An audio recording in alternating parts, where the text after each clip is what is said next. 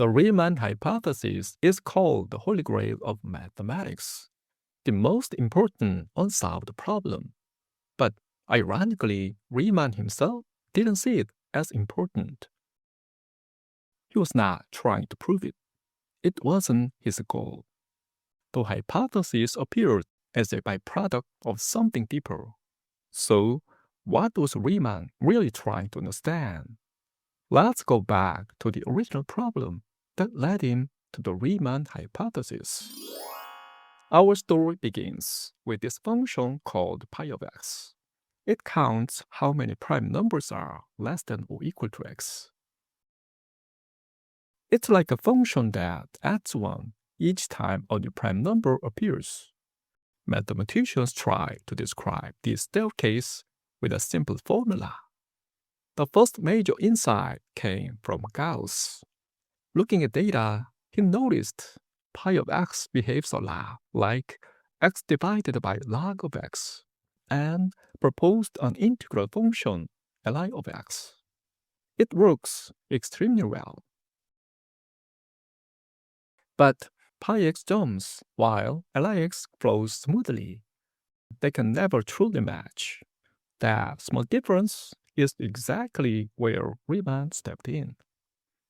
More than just finding a rough estimate, Riemann wanted to describe these tiny fluctuations. But he didn't trace primes directly. Instead, he turned to a completely different world, the so-called zeta function. He realized that this function encoded the primes in a hidden way, and he was right. He explored the zeta function deeply and introduced a new way to count primes, a function called j of x. It counts not only primes, but also prime powers in a weighted way. Each prime p contributes 1, but its powers p to the power k contribute less. P squared contributes 1/2, p cubed contributes 1/3, and so on. Let's compute the values of jx from j2 to j10.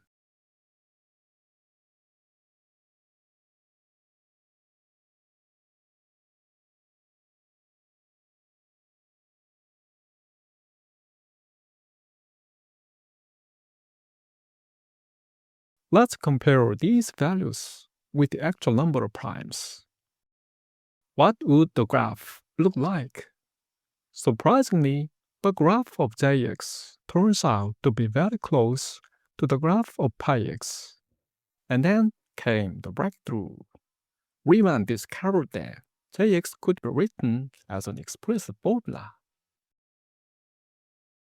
one that captures the hidden oscillations of primes.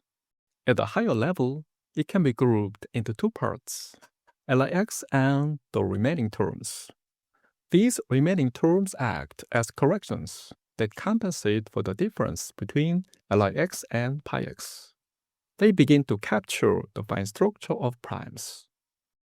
Now, compare the values of pi x, jx, and Lix. Unlike the perfectly smooth curve of Lix, jx shows subtle irregularities that reflect the structure of primes. jx is far more powerful than Lix. But there was still one final step left. jx is not exactly pi x, because it also counts prime powers. It slightly overcounts. So Riemann needed a way to recover the true number of primes. This is done through the inversion formula.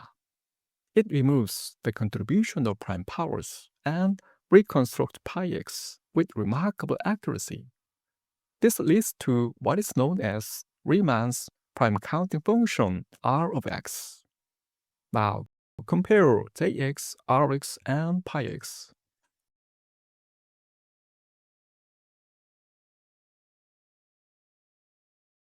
Rx is extremely close to pi x.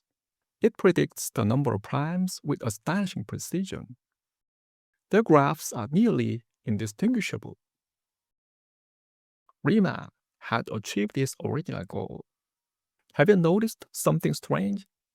The Riemann hypothesis has never been mentioned in this story because it was not directly related to Riemann's original goal. It emerged quietly from this term of Jx as a side question.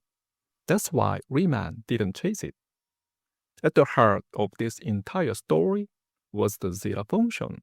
It guided everything Riemann achieved. So, why the zeta function? How did it lead to the Riemann hypothesis? That is the next story.